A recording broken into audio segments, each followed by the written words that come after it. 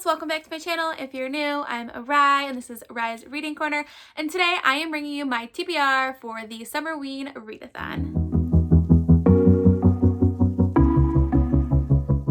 Okay, so before I go into this amazing readathon that I'm so psyched about, I just want to share a little thank you for everyone that has been subscribed to my channel because I reached 200 subscribers. I did not think that was ever going to happen when I started my channel, and it has blown my mind that I'm already to 200 subscribers. So thank you, thank you, thank you. I do have a giveaway going on my Twitter account right now. It's for anyone that where Book Depository sends to. So all you have to do is go to my Twitter account. I will post all that information down below in the information box, and that way you can go check it out and enter to win. So back to what everyone's here for, which is Summerween. So when this was announced, I was so excited because, as you can tell, Halloween is my favorite holiday. This could not have come at a better time because I've been kind of like in a reading slump, and I think this is what I need to kind of get me out of that. So Summerween is happening from August 24th to August 30th, and it is hosted by Gabby from Gabby Reads and Olivia at Olivia Reads a Latte. So there are 5 prompts for over 7 days, which isn't too bad, but like I said, I've been in a reading slump. So I have picked a book for each prompt.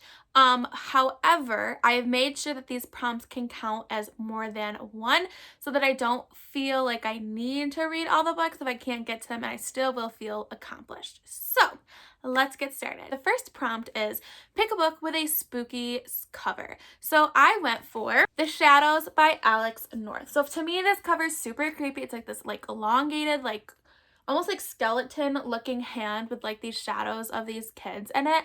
I find it really creepy. Yeah, it's just creepy and weird to me. So I've heard some mixed things about this book. I have never read anything by Alex North. I have his other book too that I would like to read at some point, but I'm excited to read this one. I know it's kind of about a teenager who had a dark imagination, and he did something like really bad, I believe, and then there's another man that remembers the case, and then things start like going wrong. There's like a copycat or something back in the town. Sounds really creepy and something that would be perfect for this readathon. Okay, so the next prompt is to read something that is paranormal or supernatural. So I'm gonna read The Southern Book Club's Guide to Slaying Vampires by Grady Hendrix. And this will count for paranormal or supernatural because there's vampires in it. So this is about a woman who hosts a book club with her neighborhood friends. It's kind of like her getaway every time that they have it. And this adoring man comes in, and I believe he wants to maybe join the book club. He's very good looking, but she thinks he maybe has something more to him. And then there's people who start going disappearing in their town, and you know, he's obviously not really human. He is a vampire. So I'm really excited to read this one. I've been wanting to read this one for quite some time since this came out. Also, this could double as a book recommendation because Gabby also recommended this as well. So again, I'm kind of like doubling up if I need to.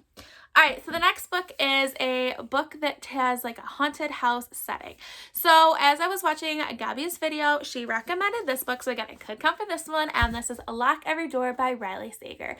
So I read my first Riley Sager book last month. It was Home Before Dark, and it is a 5-star read, probably one of my favorite books of the entire year so far.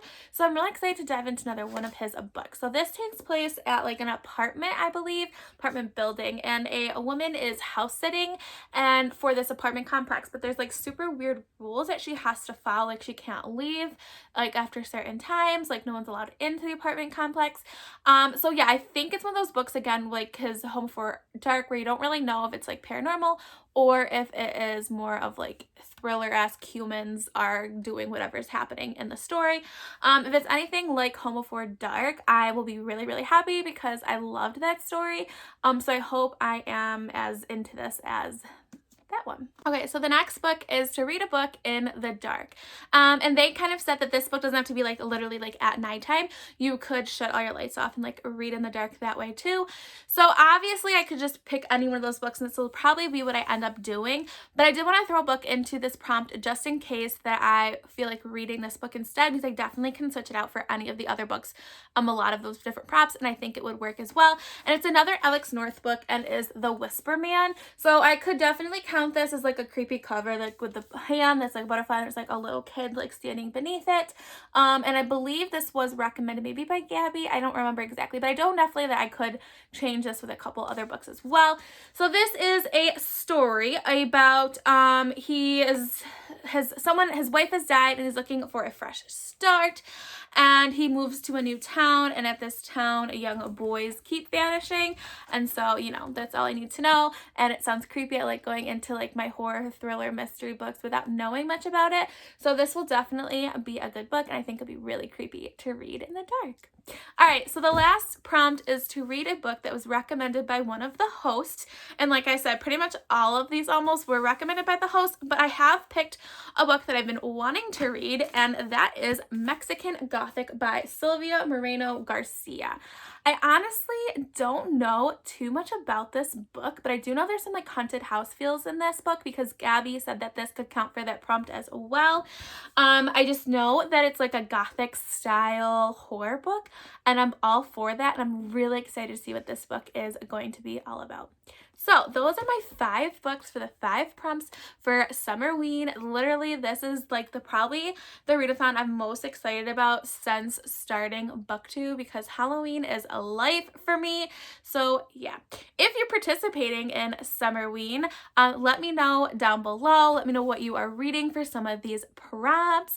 And yeah, so if you are new to my channel and you would like to take this journey with me, press that subscribe button. If you liked this video, give me a thumbs up, and if you never want to miss any of my content, click that alert button. All my social media is linked below if you want to be friends on anything else, and also my Twitter again is where my 200 subscriber giveaway is going on, so check that out. And yeah, so stay kind, loves, and I'll see you next time. Bye!